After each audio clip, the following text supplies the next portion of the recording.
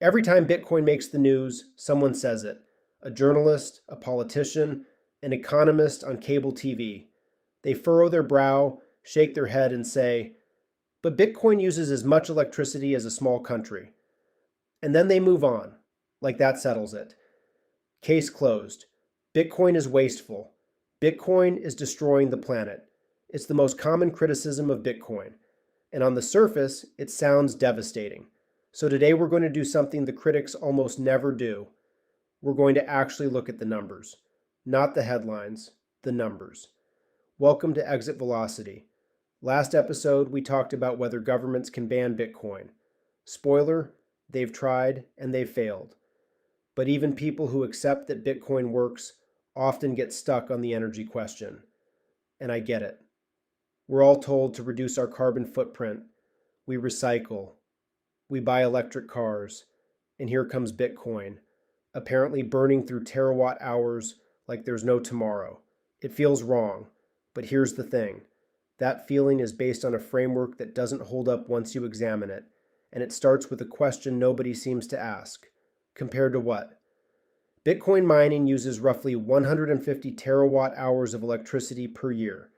That's a real number. It's significant. But let's put it in context. The global banking system, every bank building, every ATM, every data center, every armored truck, every corporate headquarters, every trading floor, consumes an estimated 260 terawatt hours per year. The gold mining industry uses another 240. Household clothes dryers in the United States alone use about 100 terawatt hours every year. The world's data centers, Netflix, social media, cloud storage use over 300. Nobody writes alarmed headlines about the energy cost of drying your clothes. Nobody calls for banning Netflix because their servers use electricity.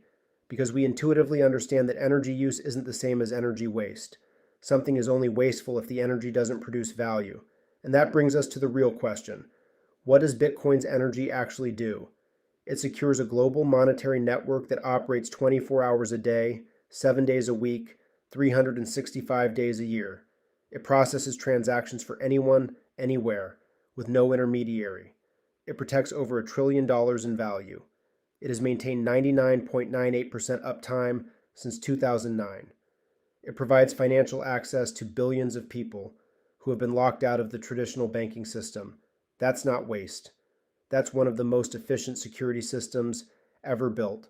But let's go deeper, because the energy story gets even more interesting when you look at where Bitcoin's energy actually comes from. A study from the Bitcoin Mining Council, which represents over half of the global mining network, found that approximately 60% of Bitcoin mining is powered by renewable energy sources. That makes Bitcoin one of the most renewably powered industries on the planet. More than manufacturing, more than transportation, more than most tech companies. And it's not hard to understand why. Bitcoin miners are unique among energy consumers because they have one priority: find the cheapest electricity possible. They don't need to be near cities. They don't need to be near customers. They can set up anywhere there's power and an internet connection. And the cheapest power in the world is almost always power that would otherwise be wasted. This is where the story completely flips from the narrative you hear in the media. In West Texas, wind farms generate massive amounts of electricity at night when nobody needs it. That energy used to be curtailed, literally thrown away. Now Bitcoin miners buy it. They've turned wasted wind energy into revenue that makes those wind farms more profitable, which means more wind farms get built. In Iceland and Norway, geothermal and hydroelectric plants produce far more energy than the local population can use. Bitcoin miners set up shop there, turning surplus clean energy into economic value. In rural Africa, small hydro installations that couldn't justify their construction costs suddenly have a guaranteed buyer.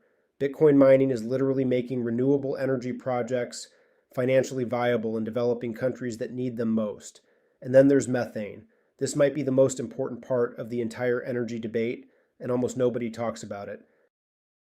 Oil drilling operations produce natural gas as a byproduct. In many places, there's no pipeline to transport it, so they do something called flaring. They literally burn it off into the atmosphere. Flaring releases carbon dioxide, but when flaring is incomplete, it releases methane, which is 80 times more potent as a greenhouse gas than CO2 over a 20-year period. The World Bank estimates that gas flaring burns about 140 billion cubic meters of natural gas every year. That's an enormous environmental problem, and Bitcoin miners are solving it. Companies are now putting mining containers right next to oil wells, capturing that gas and using it to mine Bitcoin instead of flaring it. This doesn't just use energy that would be wasted, it actually reduces emissions.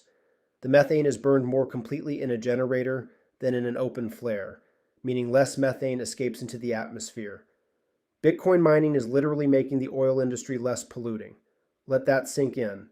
The thing that critics call an environmental disaster is, in practice, one of the only economic incentives that exist to reduce methane emissions from oil production.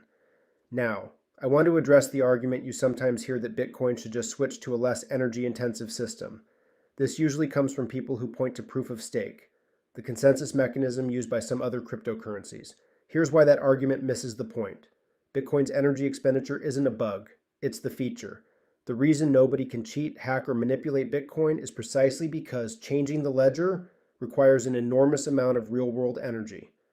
That energy is the wall that protects the network. Remove it, and you fundamentally change what Bitcoin is. You've turned it from a system secured by physics into a system secured by whoever holds the most tokens, which starts to look a lot like the financial system we already have, where the people with the most money make the rules. Bitcoin's energy use is the cost of running a monetary system that no government, corporation, or individual can control.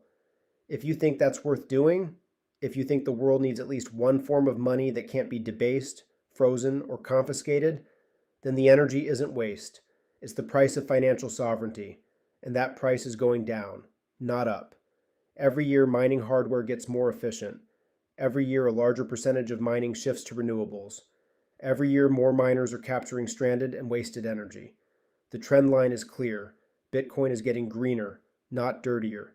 Compare that trend to the traditional financial system, which is building more branches, more data centers, more server farms, and whose energy consumption grows every year with no efficiency pressure whatsoever. Nobody audits JP Morgan's electricity bill. Nobody asks how many terawatt hours Visa uses. But somehow Bitcoin, the only financial network that has an incentive to seek out the cheapest, cleanest energy, is the one we're supposed to worry about. The energy argument against Bitcoin isn't really about energy. It's about whether you think Bitcoin is valuable. If you don't think it provides value, then any amount of energy is too much. And if you do understand its value, as sound money, as financial inclusion, as a check on monetary abuse, then its energy use is one of the best bargains in the modern world. So the next time someone tells you Bitcoin wastes electricity, ask them one question. Compared to what? And watch them struggle to answer. Next episode, we're going to shift gears and talk about something personal. How Bitcoin changes the way you think about time, work, and what your labor is actually worth. That's episode 7. Your time is being stolen. Until then, think in Bitcoin.